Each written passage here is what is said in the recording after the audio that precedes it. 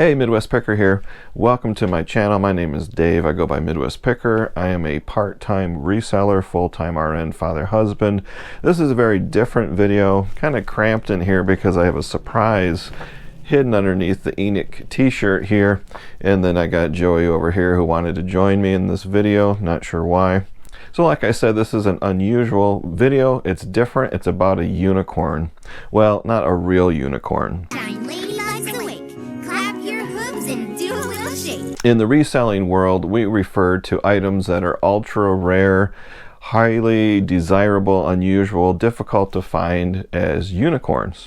And one reason we call them that is because you might only see this item one time in your life. And if you don't buy it, you may never see it ever again. Now, if you source a unicorn or an ultra rare item, it can create a dilemma. Should you keep the item or should you resell it? And you know what's going to happen. If you resell it, you will never find it again.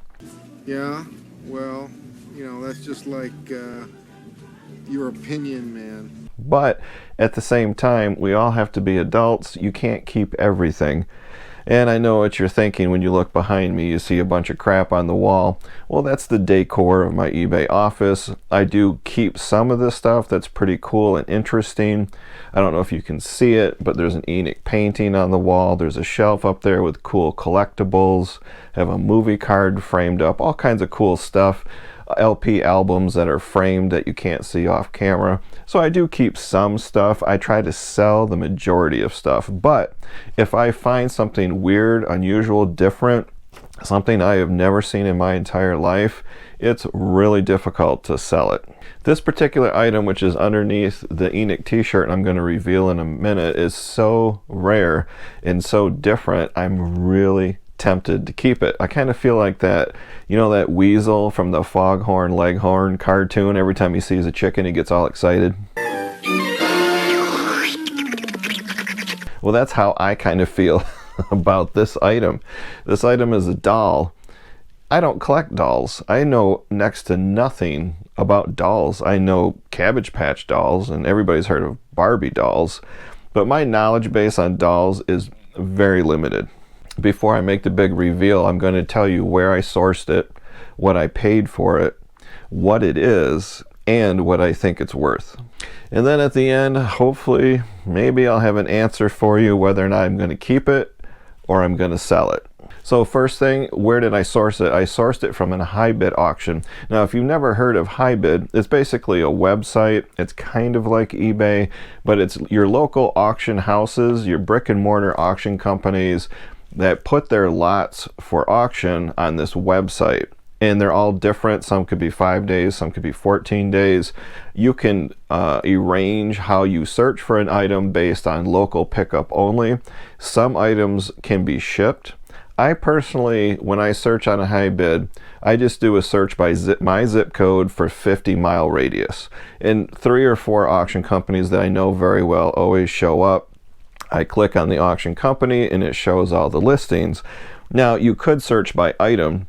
If you're looking for a particular item, let's say a Morgan silver dollar of a certain year, you can find them all over the country on HiBid and then filter the search results for the ones that will ship it to you. Now, the downside is the shipping you have to pay for, so it kind of cuts into your profit margin. So I only do local pickup because I want to keep my cost of goods low and my return on investment high. So if I see something cool like a cannonball, I'm not going to have that shipped from California. If the cannonball is only worth $8, it's going to cost $30 to ship it. So you can see where that's a problem. But because they do offer shipping, that does increase the competition. You're not just competing with the local people that live around you. You could potentially be competing with people from all over the country, especially small items like jewelry. So for this particular item next to me, I did the search on HiBid. There was an auction company just 10 miles down the road. This lot had 100 different items, and I was checking through them. It was the usual Pyrex and fishing poles and just a bunch of stuff. And then this doll popped up, and it really caught my eye because, for one, it was very different looking, and two, I had never seen anything like this before, so I had to throw a bid on it. This particular doll was big. It was 16.5 inches tall, and it was a man. So I was very intrigued. The listing had actually the name of the doll maker and the name of the doll, and there was probably 7 days, 8 days to go before the auction ended, so I had plenty of time to research what it was. It was kind of funny because the auction house misspelled this doll's name. So that was good for me, because if anybody Googled this doll's name from all over the country trying to look for one at auction, they would have never found it. So that helped me out a lot. So while I was doing this research, I'd spent like 2 hours researching this. Like I said, I know nothing about dolls. Well, I know a whole lot now. The doll maker's name is Ida Roberta Bell. Sometimes she goes just by the letter I. Roberta Bell. She lived from 1904 to 1992. She was an educator, teacher, and a doll artist. She is well known for her handcrafted creations of famous African American leaders. And she used these handcrafted dolls to teach Black history to her elementary students back in the 1960s. She made her first dolls in the 1940s out of paper mache, clay, and cloth. In 1970, she was the first African American woman to be elected into the National Institute of American Doll Artists, or the NIADA, which I had never heard of until I did this research. From what I've learned, she created a total of 28 dolls, some of them as tall as 18 inches. And she labeled each doll Berta Bell's Dolls. That's kind of like the logo that's kind of incised into the plastic. Most of her dolls are on display at the Philadelphia Doll Museum. And they sold initially for $60 a piece. Now, before I reveal the doll I purchased, here's my dilemma. After hours of exhaustive research, I still have no idea what year this doll was made or how many of them were made. I don't even know how many she made of all the other ones. I know she made molds out of clay, and then that she would cast these dolls in plastic. Did she do 10? Did she do 10,000? I have no idea. I have a feeling very, very few, because I have never seen them anywhere. I do know my doll is genuine and made by Roberta Bell. All of her dolls have a label that's hand sewn to the doll's leg, and I checked, and mine has one, and here's a picture of it. So the doll I won is none other than Dr. William Dubois. Isn't he a handsome lad? All of the hair, his mustache, his beard, the hair on the back of his head, his eyebrows are all hand glued on. The clothing is all handmade by Roberta Bell herself. Comes with a nice display stand. When I saw this guy, I thought, oh my gosh, I have never seen anything like that. I've got to buy it. Dr. William Dubois, in case you don't know, was a historian, a scholar, and one of the co-founders of the NAACP. And you may have seen his name spelled this way, which I'll show on the screen, W-E-B Dubois. Now, of course, I looked up comps for any dolls that she made, whether it's this one or any other one, and what they sold for. And I had a very difficult time. Of course, with eBay, looking at solds, it only goes back 90 days. So on eBay, there's Terapeak, you can go back a year. The problem with Terapeak is it'll only show you the title and a small thumbnail and what it sold for. But amazingly, I did find a bunch. On Terapeak, I found about 7 of them. I'll put a picture up here of the ones that sold. And of course, my doll is not one of them that sold, so I'm still kind of ballparking and guessing the value.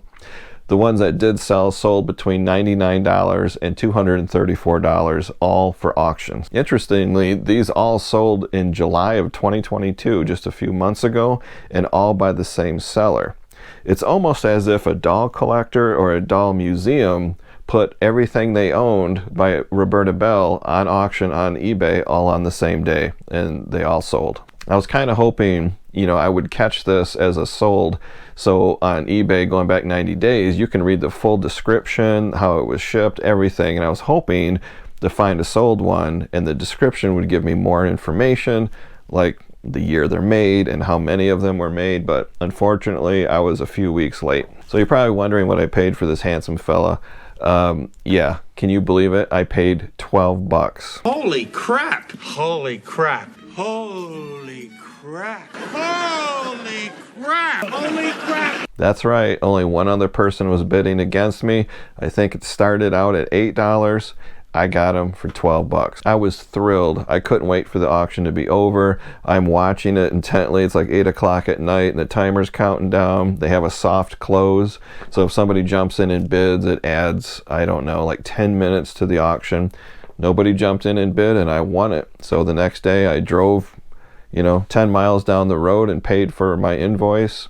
I think I won him and something else, a little antique toy, but I just couldn't wait to get him home. Now I'm tempted to buy a clear plastic cover, like a little plastic display case, and put them over him, keep him dust free and clean, and I don't know, keep him forever.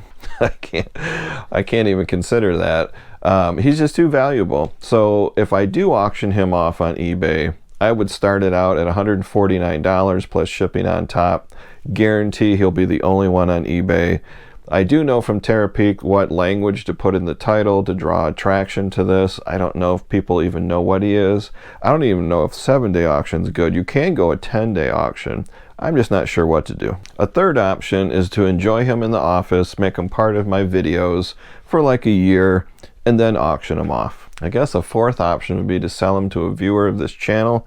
If somebody is a doll aficionado or connoisseur and you found this video for the first time, he might still be available. If he's hanging around, send me an offer, I might consider it. So the lesson here is don't be afraid to source items that you know nothing about.